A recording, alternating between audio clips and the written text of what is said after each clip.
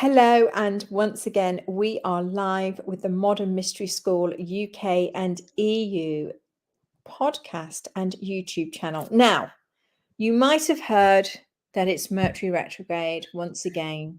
What does it mean? Do we all have to go and hide? Do we have to lock the door? Do I have to put my laptop down and put my phone away and step away from any contracts out?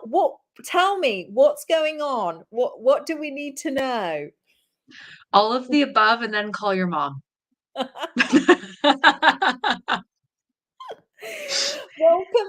Welcome our resident expert in Hermetic astrology. Thank you for joining us today. Can you please give us some insights? Because I'm hearing all sorts of different things all over the place. What do we need to know that's really going to help and support us through these times? Well, first things first, I want to give people a reminder about what retrogrades are actually about, right? So I've reiterated this, I don't know, maybe 1,000 times, but I'm going to keep saying it because the internet needs to hear this. Retrogrades are periods where we get to see how we manage the energy of that planet in our lives, right? And so Mercury is about the mind, he's about communication, our ability to manage finances, business, all of that, technology. And so when Mercury goes retrograde, he steps back and he says, okay, I've had the training wheels on. Let's take the training wheels off now and see how you ride the bike. And so I always want to remind people because this can actually be a really revealing time, and it can be a time of healing and bettering yourself and recognizing areas of strength and weakness. And so for some people, this retrograde might, really hit a few things home. And for others, they might notice that this retrograde period isn't as bad as, normal, right? And so I always want to preface things that way. Yeah, it's so interesting, and just that helpful reminder, and I think key that we keep reminding ourselves and each other. Come on, this is a chance, an opportunity to grow and overcome, and be better. So how is this retrograde, or how could this retrograde be affecting us this time around? Well, the key themes to this one are anticipation, neuroticism, and perfection. And so for those of you who have perhaps battled with, more so minor mental health issues and have had struggles with those kinds of things, this is your chance to see, one, your improvement, and two, maybe for some people this is a wake up call, actually. And so mental health is very much on the docket for this retrograde period. And on top of it, I haven't even mentioned the fact that Venus is in retrograde motion at the same time, which is going to come to an end in just a few days. So for those of you who've been dreading a bit of that overlap, it's not so bad. Um, but Mercury is actually retrograde in his own sign. He's retrograde in Virgo, right? And so this is where we look at a lot of what are called the classic mercurial symptoms. And so that's nervousness, anticipation, anxiety, neuroticism, perfectionism, what's the word that I'm looking for here? Being overly attentive to details and fretting about things, making things that, they're just so right. And so, you may notice that coming up in yourself. But then perhaps there are people who've been healing this lately, or who have been embarking on a healing journey, have been working on that. And you might notice that potential triggers may have been coming up and that you haven't been responding to them in the same way. And so I want to take a moment here and kind of acknowledge that some people, especially if they've been actively working with meditation, if they've received the life activation, if you've attended Empower Thyself and you're doing your rituals, you might notice that a lot of those, symptoms of what they would call mental illness are a lot less. And so that's also the beauty of having the right tools. Yeah, it's so interesting. I did a post today just about this, and so many are suffering from these these mental health issues, depression, anxiety, suicidal thoughts, all these different types of things. And it's fascinating how we have the tools available for people, and it was just highlighted to me today. And I think that that's the influence, isn't it, of how these planets come around for us to come on, let's fight, let's do this, let's overcome, let's get strong. And that's the sense that I really found coming through for today. So thank you for mentioning that there are ways that people can support themselves through these times. Absolutely. I hate to say it this way, but don't always just lay down and take it when it comes to the planets. Yes. We are spiritual beings, and there is growth and evolution and progress for us. Even though I'm an astrologer, I do not want the planets governing my life. I want them to work in harmony with me, like we are a symphony and we create the music together. I love that. I love that. And so when we so with these how long is this period in for, Al? How Yeah. long do we got? So it started on August 23rd. So for some of you who've been going through it for a while, and maybe you were feeling the anticipation leading up to it. But it finishes on September 15th. So we have a little more than 2 weeks left. And again, 2 weeks in the grand scheme of things is really not all that bad, right? And what would you advise over, just a few, maybe one or two top tips to make sure that we're getting the best out of this opportunity to grow? So this time around, your top tip number one, 15 minutes of meditation every day, at least.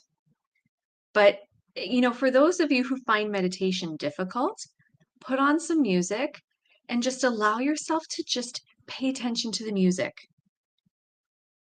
Anything you can do that's going to take you from buying into your thoughts so strongly. The first Hermetic principle is the principle of mentalism. The universe is mental. And so the quality of our thoughts, that amplifies out into your universe.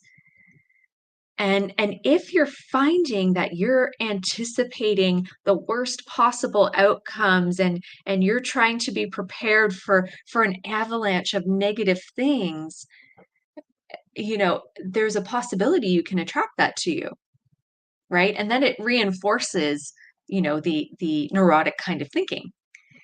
And so if you find yourself going into that state where you're trying to anticipate every possible outcome, or you're finding yourself excessively critical about yourself or the things you do, or that kind of thing, 15 minutes a day, you'd be surprised at where starting off with just that will get you.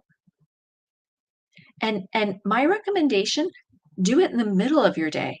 Do it on your lunch break, right? Because perhaps, throughout your day you've been building into that kind of thinking, and let's interrupt it with that meditation so that you can shift yourself and do something different.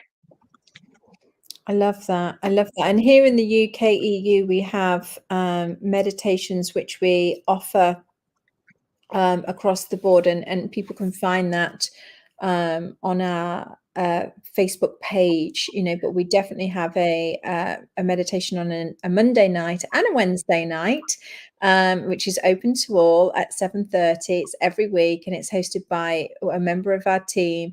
So everybody, they can come and they can experience that if they want to, if they're not confident in perhaps doing it themselves, please, or going to a class, then please come and join us.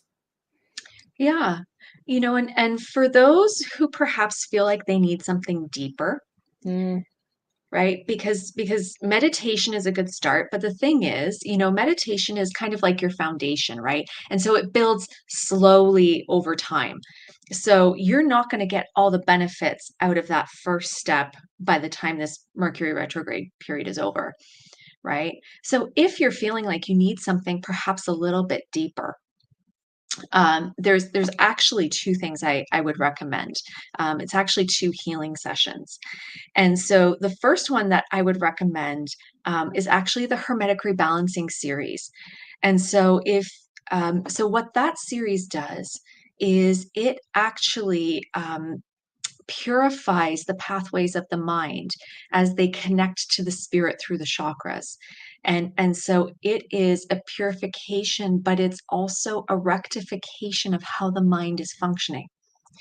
And so that's definitely one of the sessions that I would recommend. It's beautiful in and of itself, but the way it purifies the mind and starts to eliminate negative thinking. And funny enough, it kind of increases your intelligence because your perceptive abilities and your ability to notice the relevant things becomes very strongly enhanced. And so that's one of the tools that I would recommend. And then the other one that I would recommend, actually, if you haven't attended it yet, is sacred geometry. So good. And the reason that I mention sacred geometry here is because our minds are very intimately linked to our space. And so when we are in spaces that are chaotic, or when we are in spaces that are busy or filled with other thoughts and energies and that kind of thing, that influences the state of our own mind. And for people who are prone to anticipation and neuroticism and anxiety and that kind of thing, their environment can very much trigger those kinds of symptoms. But the beautiful thing is that, again, you don't even have to be victim to the environment. And so in sacred geometry, you actually learn tools that will help you transform the environment around you and shift the energy so that it is more harmonious for you, both mentally and emotionally, and also for others as well. I can't tell you how many times people come into my healing space, and my healing space is located in a basement and it's got a low ceiling. And so technically you shouldn't feel comfortable there. And the first thing people do the minute they walk in is they sit down and they go, and in all honesty, it's because I've been doing sacred geometry there for years, along with other things. But Yeah. sacred geometry is a big part of it. I absolutely love that. I've put those in the chat. I've put meditation, hermetic rebalancing session, sacred geometry, and so if you're not sure where to find these people, contact me. I will direct you. Aleks is based in Canada, Toronto, so she can help you in that area. I can help you. Both between the two of us, will direct you around the world, because wherever you are, we'll find somebody close to you doing these things for you if you need. Yeah. My third tip, this is for when you're in a quick pinch and you find that you just really need something to get you through a few moments. Lavender oil or Palo Santo oil, or burning Palo Santo. Either are good. And the beautiful thing about Palo Santo is that its scent, they've actually conducted studies and have noted its anti-anxiety properties. Oh, yes. And so if you find you're just in a pinch, or your mind is starting to get, a little too busy and you can't even sit down to meditate, burn a little bit of Palo Santo first, and then sit down. Or I always put lavender oil right here. A little bit of lavender oil, breathe it in for a few minutes, and then you can sit down to meditate. Amazing. Thank you. And thank you for sharing just a teaser. This is, I know we could talk for hours, but if you're like me and you want to know more, then please contact Aleks directly. Her website is in the bio. So you can contact her directly. She's amazing at doing reading. She can help you understand how the planets work with you in over the next year, all sorts of different things. So please, work with her should you feel that call. Oh, it's always my pleasure to be able to share this. We need more astrology in our lives. When we start working with these cycles, we can accomplish amazing things. So I hope everybody takes this chance to harmonize with Mercury so that he becomes part of your symphony to a greater degree, Yeah. and that the two of you can play beautiful music together. Well, we love that. We love anything with a positive twist, and what a perfect way to end. Thank you so much for your time, for your expertise. And we're going to see you actually in a week or 2 weeks. I can't remember now, but very soon. Yes, More details to come because you won't want to miss the next one. absolutely. Thank you so much. And thank you to everybody for tuning in. Take care for now. Bye-bye. Bye.